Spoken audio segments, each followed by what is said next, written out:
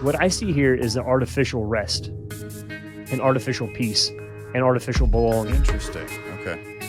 So this is a synthetic form of something that is real. Most people are longing for it, don't know that it's real, and then find it through a chemical substance. An artificial form of it through a chemical substance. Hello and welcome to Thinking Out Loud. I'm your co-host, Cameron McAllister. And I'm your co-host, Nathan Rittenhouse. We've talked about edibles. I think we've talked about psychedelics in the past, but let's talk about psychedelics again.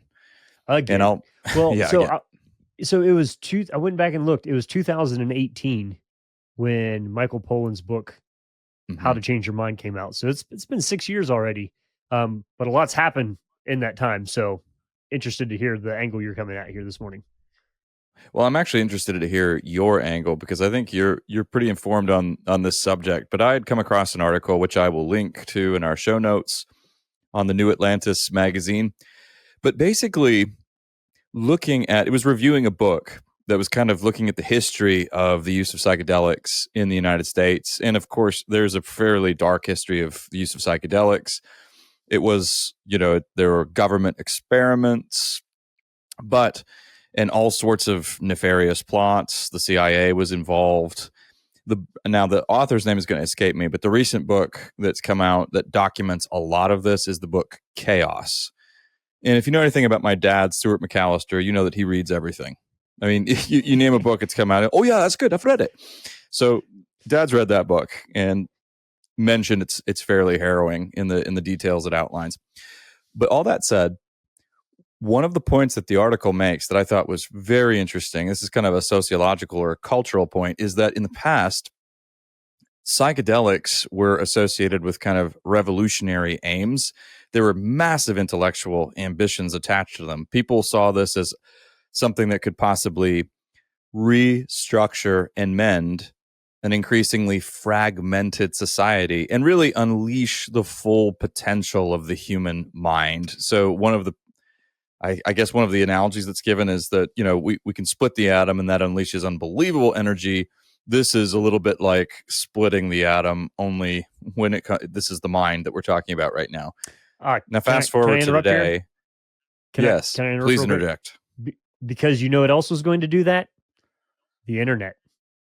Yes. It was going to unleash the combined human knowledge and bring about, the consolidation of all information. Democratize everything. And the AI craze has a little bit of this feel as well. So I don't want to get off on that. You're right. But I just want to say that what psychedelics were offering then and now is part of a broader human longing for. So it's not just the chemical component. There's a broader narrative here. But sorry, go ahead.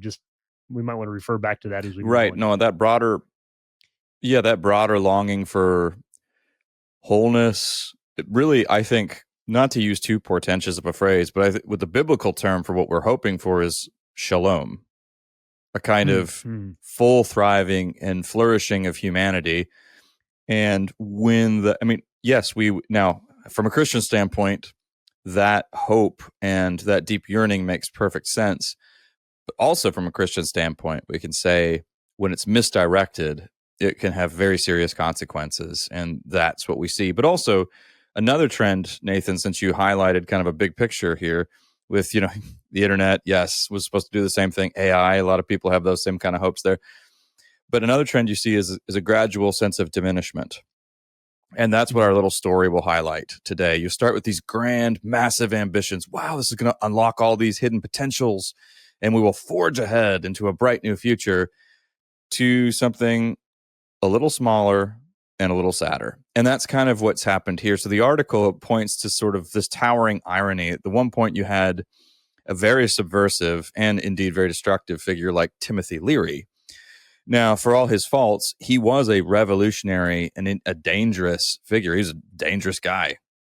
Now, fast forward to the key kind of proponents of the use of psychedelics. You have people like, the aforementioned Michael Pollan, and then Joe Rogen.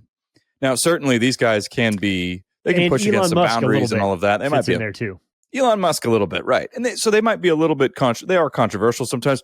They're certainly not dangerous or revolutionary in the sense that a Timothy Leary was, or these members of the counterculture were. So you had this at one point, if you look at the intellectual arc of this, and he kind of the book that's being reviewed was looking at the famous anthropologist Margaret Mead. And it is kind of interesting to note Margaret Mead was incredibly intelligent. But you notice this little trend where, and then she was working on this with her first husband. And then with her second husband, she was working on this project. And at this point, Margaret Mead was working with her third husband. You kind of get the impression that these people might have had utopian visions of unity. Right. But they were kind of disagreeable maybe. But that's, neither here nor there.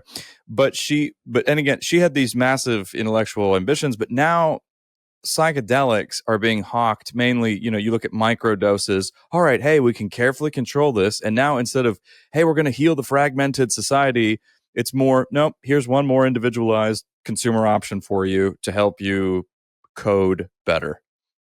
So that's a far cry from the beginnings there, Nathan. I'd love to hear some of your responses to this. Yeah. So one of I read that article as well. One of them, the shift there to highlight is that, maybe the 1960s version of this was like, we're going to, culture is corrupt and we're going to drop out and be counterculture. Right. So. Right. Drop out. Yep. So the dropout thing. But now psychedelics are used not to drop out of culture, but to kind of make the culture that we have tolerable.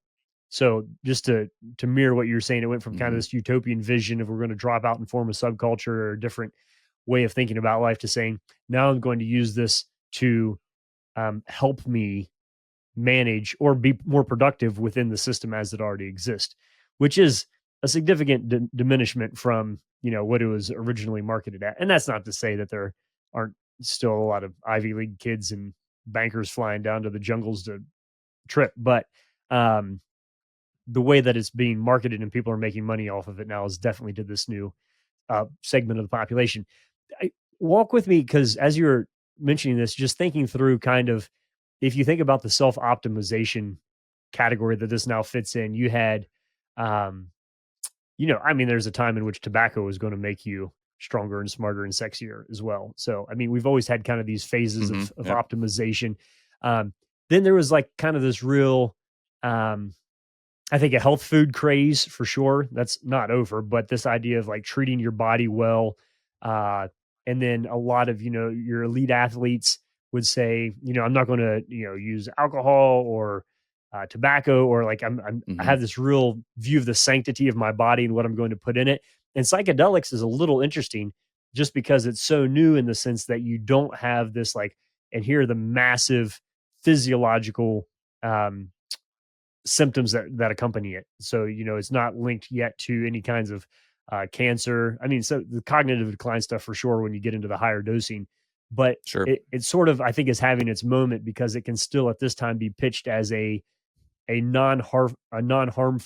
So all the other things in the past that we thought were going to be able to, make us better turned out to be harmful for us in some ways. But this is a newer version where we finally cracked a code on an enhancing element that doesn't have negative side effects.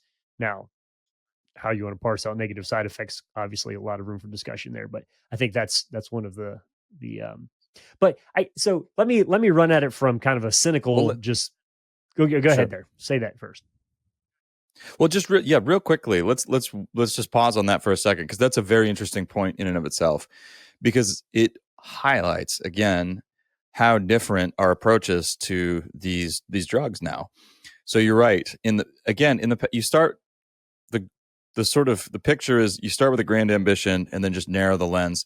It used to be, again, if it was about unlocking hidden potentials, and some people still approach psychedelics in this way. I hear them talk about it. You'll hear people speaking in kind of quasi or very directly spiritual terms. But what you've just highlighted is right. We're obsessed with safety. So now the way the marketing works, at least, Nathan, is as you were highlighting, is sort of, hey, now we have these carefully controlled microdoses. By the way, this is way more natural, and we don't have any negative side effects so far that we've uncovered associated with this. In a sense, this was the ambition behind vaping as well. If you know the Mm-hmm. story behind right. that, Yeah. it's a similar. Yeah. It's very similar. It was a bunch of engineers at the University of California, I think, at Caltech, I believe it was. I remember I listened to a whole podcast on kind of the history of vaping because it's a really interesting piece of technology. But basically, this is germane to your point, Nathan. I'm not taking us off on this. Isn't too big of a rabbit hole, I think. But these guys were in California. It's not very cool to smoke in California these days and use tobacco products. And so they were, when they would go out on their smoke breaks, they felt really bad and they felt this sense of social shame. And so they thought one of the projects that they had to do was you need to solve a problem, come up with a problem and solve it. So their problem was, hey, wait, we all are smokers. A lot of people are smokers and addicted to tobacco.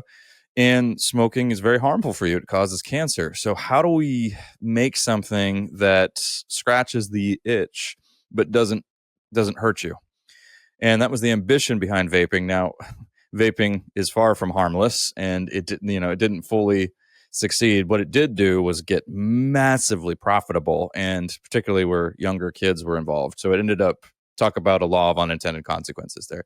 But again, you have a familiar story of we're gonna take this thing that once was supposed to be this great, this will unleash a new superpower, and then oh no, turns out it's very harmful, and we're just gonna use this recreationally. We're gonna try to do it safer. But here you have that with psychedelics, and the idea is let's this is going to be safe. So it's all about mood curation, Nathan. It seems to me these days. How do I cope better with all these anxieties? How do I perform better as a functioning member of society, as an employee and a family member? So here, I'll do this, and it will give me a safe buzz.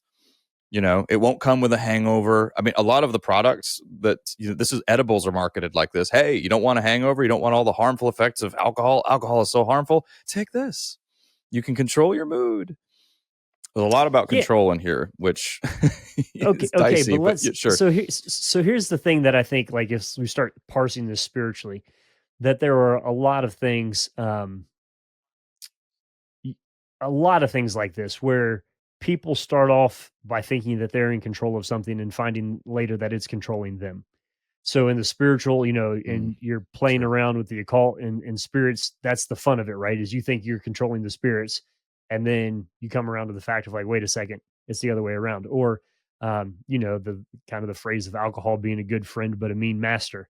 Like at the point that you think you're using it, until you find out that actually it's in control of you and that you can't function without it. So I have some questions about dependency here that are broader. And to make this point, let's back way up to a time in the beginning stages of World War II, where there's the Allied army and France and the French army were separated by a gap.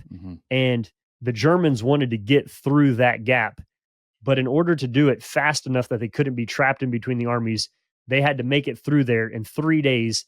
And it would have required 3 days of nonstop marching, no sleep, just everybody marching continuously for 3 days. And so there's always this thing of like, well, they can't get through there because nobody can march, in military gear for 3 days straight without sleeping. And then some guys came to Hitler and said, we have a plan. We know how to do this. And they did it. And they totally surprised the Allied and French armies by being able to march their army for 3 continuous days round the clock. So just think about that for a minute, which was up until that point seemed to be totally impossible to do. And so everybody's like, what is going on here? And then they started looking at some of the kind of the aggression in German fighters or stamina in German submarines and what is happening. And here's what they found out. So October 31st, 1937, a chemist in Germany synthesizes a compound that today we call crystal meth. So methamphetamines were a German invention that they realized that if you give the right dose to your soldiers, think about the consequences that this has. It makes you a little bit angry and combative. It reduces your level of fear and self-protection. It reduces your hunger. You don't need to eat. and you can't fall asleep. So the four things that we would say were massive drawbacks. So inhibition of fear, more aggression, less food, no sleep were exactly what the German army needed. And so all you have to do is hop your soldiers, put Nazis on meth. I mean, it sounds like a crazy thing, but this is very well documented, and it worked. Now you can only do that for so many days before your army crashes, but for quick blitzes, that's all they needed.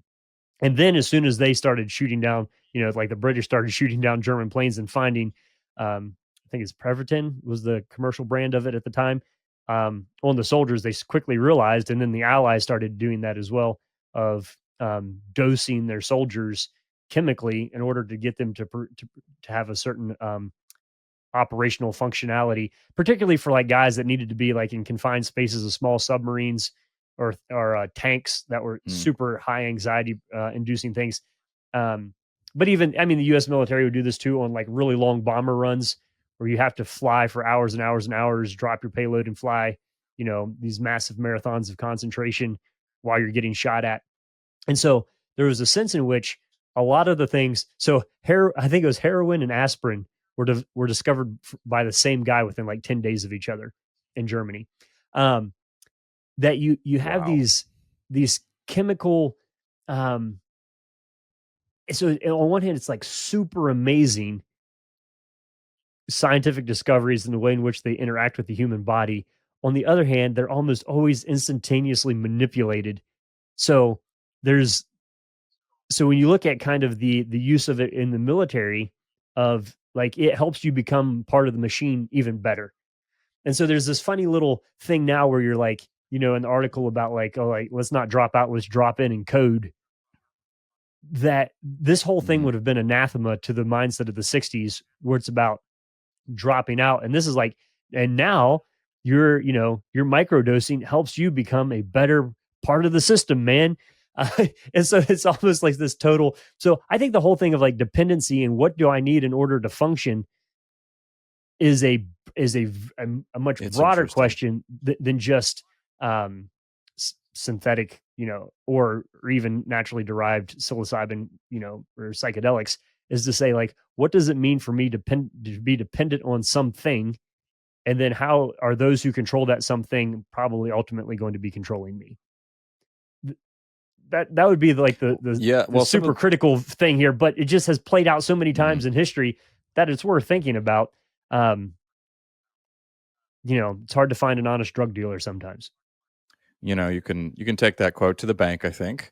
But it's interesting because you're highlighting some basic patterns that come along with drug usage, but really what we're talking about, also broadly speaking, could be technological breakthroughs of various kinds. Now we're also talking about controlled substances here, but you have sometimes grand ambitions. This will unlock hidden potentials. Then you have this will allow us to exceed human limitations. This is often dramatized in some of our movies and TV shows. You think about a movie that came out several years ago called Limitless, but then it kind of shrinks down to sort of different recreational uses. And then, well, the other sad fact that you just highlighted are the manipulative strategies that are deployed. So in the case of the use among the Nazis of crystal meth, you can be sure that it wasn't the people who were in positions of higher leadership weren't taking it. They were inflicting that on their workhorse soldiers. But then Hitler finally does succumb to it all. So he dies as a massive addict in the end. But yeah, millions of people died before he got around to that himself. But yeah, so sorry, I interrupted you. Well, no, I mean, I think that's when you look. But let me ask you this, Nathan. Though, when you look at today's approach to psychedelics and how it's the opposite of dropping out, this is really, how do I fit in better? What do you think that says about our approach to life and just our general habits of living? I think you could draw. I mean, it said a lot about the way the counterculture and the way it was operating in the 1960s. You had huge kind of revolutionary aims, but what are we? If I can just put you on the spot for a second, and I'm happy to hop in here at some point too. But what do you think that this says about us these days, that we're so much more concerned with? Well, no, this will help you function better. You'll fit in better. You will do your job better. You'll be a better family member at Thanksgiving if you have this in your bag. Cameron, we just did an episode on artificial intimacy, right? And I don't know anybody who's looked at the topic of artificial intimacy and been like, this probably has potential. There's an uneasiness that we have with it because it's artificial intimacy. Except for tech bros. They think it's great. Except for tech bros. Yeah. But it's almost a contradiction in terms, right? How do you have intimacy that's artificial? Like, anyway, go back and listen to that episode if you haven't, on AI relationships. But what I see here is an artificial rest, an artificial peace, and artificial belonging. Interesting. Okay. So this is a synthetic form of something that is real. Most people are longing for it, don't know that it's real, and then find it through a chemical substance, an artificial form of it through a chemical substance. So, after I'd read that article that you sent me, I was also reading an article, and there was a reference to a book that we've both read and recommend, The Need to Be Whole by Wendell Berry. And one of the lines that he says is that if you see the world's goodness and beauty, and if you love your own place in it, then your love itself will be one of your life's greatest rewards. But it's that middle section in there that, so if you see the world's goodness and beauty, and if you love your own place in it, then that love in and of itself becomes one of life's greatest rewards. What I see is people who do not see goodness and beauty in the world and do not love their place in it. Therefore, you have to have an artificial stimulus in order to produce a artificial peace that allows you to live. Or if the purpose of your life is just to work, then it allows you just to work until you run out. And so for me, it's the whole conversation. So there's what it is, and you can critique it for what it is, but probably the broader theological pushback here is what it isn't. So it's a so what are you missing here? And that was the thing that I think when you look at Margaret Mead's stuff, is that it used to be like, oh, the pursuit of psychedelics and the right peyote or whatever was like a historical way of like it's a vanishing religious practice that now it's becoming the foundation of a new formation of a new type of culture. So it's not a historical artifact. We're going to build a new thing. And I think ultimately what that new thing is trying to build toward is an artificial form of spiritual satisfaction. Like, I don't actually want to be more optimized in my work. I think I'm pretty productive when I sit down to work. What I don't know that modern Americans struggle with productivity. Like, for the people who are really out there getting, you're probably worse at rest than you are at work. And you're probably you work because it brings you peace. You don't know how to have peace without work, because we live in a society and a culture that doesn't know how to have an identity outside of your work or outside of the brand you identify. Okay. So the whole thing to me seems like it's a swing and a miss at something that is real, and therefore I just find it sad, not scary. All right. So you've said a lot of really profound stuff. So I want to dig into it for just a second. First of all, I'm going to say something that might surprise some listeners, although I don't think it's that surprising. The original aspirations attached to the use of psychedelics as something that would heal fragmented society, continue on religious impulses when they, their ancient expressions had been outdated. So as misguided as that was, they were a little closer to the truth, I think, back then than we are today with the way we use it. But what I want to dig into a little bit on what you said, Nathan, is you talked about this being kind of a spiritual substitute and really kind of an escape and a flight from reality. I think You're absolutely spot on that most Americans struggle with rest, not with productivity. But here's something else that a lot of Americans struggle with. Many Americans, just according to the data, statistics, the anecdotal evidence, when you're talking to people, are very unhappy. They're very sad. And that's one of the reasons why, if we just want to speak in very simple terms, that's one of the reasons why people are abusing all sorts of different substances. Yes, alcohol and drugs, but also food, all sorts of other. They are trying to find ways to either escape from reality, enhance their mood, because they're desperately unhappy. And that's one of those very sad kind of paradoxes of, I think, modern life. Because, and Peter Kraft said it really well once. He, in very simple but profound terms, he said, in the West, we've really concentrated on the eradication of physical pain and really enhancing comfort. And we've succeeded massively, but it's come at a cost. And that cost is we're really comfortable. We don't hurt very badly, but we're miserable and very unhappy. And we're experiencing a crisis of meaning. And I think that's what you see here in our usage of all of these different substances. And now with the promise of, hey, you can get a lovely buzz. So this is mind altering. This is a little bit of an escape from reality with none of the side effects associated. But you do these things when you're not happy with your life, when you want to escape reality, you don't want to face it. So we find ourselves in this beautiful, marvelous world filled with just by any by any measure, you have just beauty upon beauty, amazing natural scenes, all of it. And yet we don't see it, we don't care, or we're in a position mentally where we're not appreciating it. We don't know how we feel alienated from it. There you go. So I think that's part of what we're seeing now. The diminishment, you're seeing a real diminishment of hope here.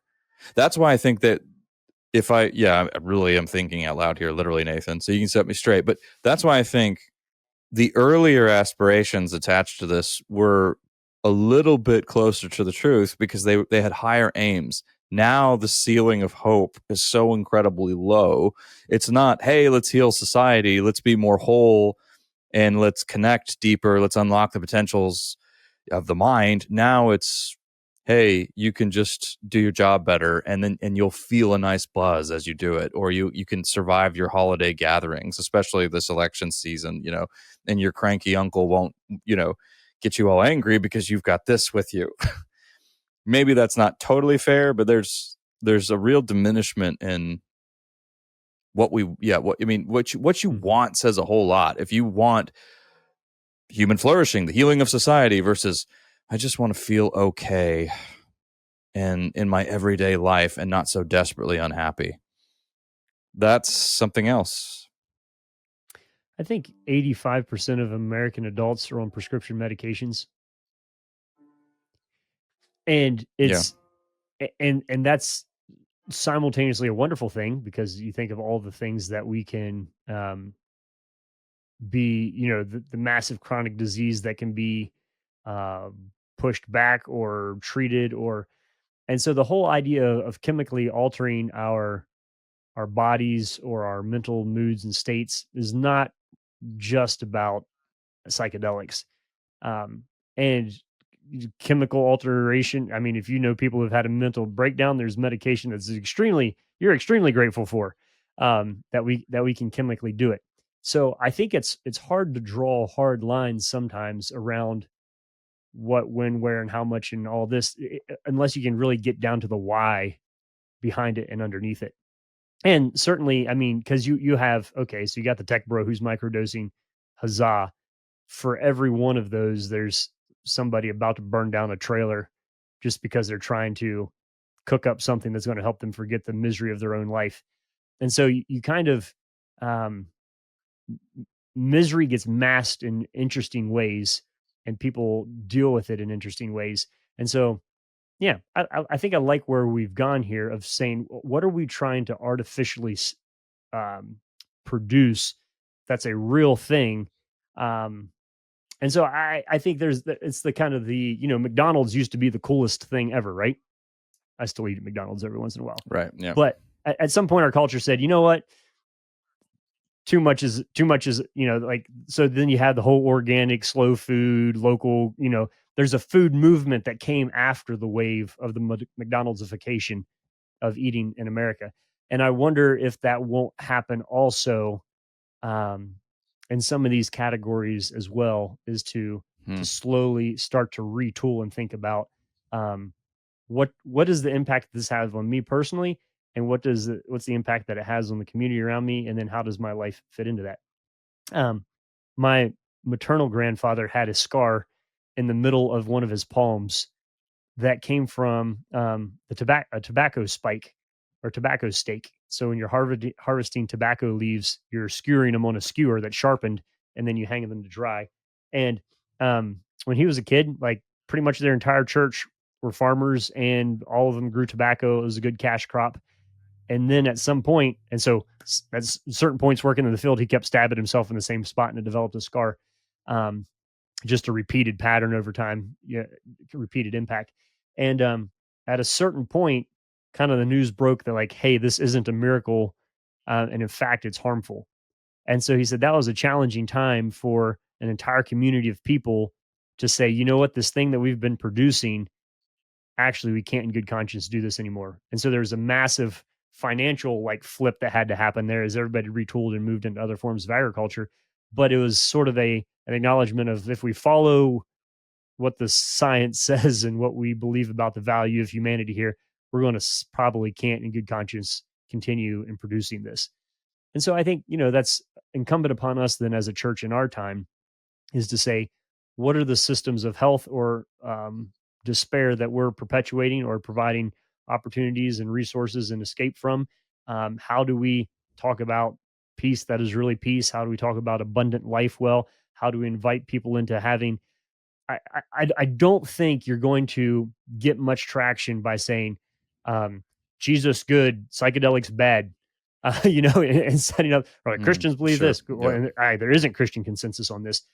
But I think if you want to have some historical perspective about human desires, if you want to have a little bit of realism about the fact that our new technologies usually have unintended consequences, and you want to have kind of a deep spiritual application to how we think about what it means to be human, then you don't set these things up in conflict.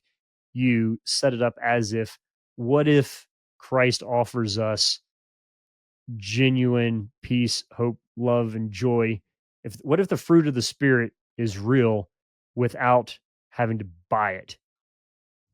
That's the question that I think. What if love, joy, peace, patience, kindness, goodness, gentleness, and self-control are gifts of the Spirit and fruit of the Spirit rather than of the psychedelic? And so there's more freedom and loyalty to Christ than there is in any of our self-made freedoms. And that's a message that we just have to communicate well as a church, I believe. Well, we have not exhausted the subject by a long shot, and we will probably return to it at some point. But we hope we've gotten the wheels turning on this. As always, if you would like to weigh in yourself, set us straight, ask some questions, or discuss the matter further with other informed TOL listeners, you can do that at TOL Connect. We'd love to see you there. And thank you. And in case you missed it somehow in all of this, you've been listening to Thinking Out Loud, a podcast where we think out loud about current events and Christian hope. Thanks for listening to Thinking Out Loud. If you'd like to learn more about what we do, book Nathan or Cameron, or if you'd like to support us financially, whether through a one-time donation or on a monthly basis, you can do so on the donate page at www.toltogether.com. That's toltogether.com. And please consider leaving us a 5-star rating and sharing this content with your friends. It really does help.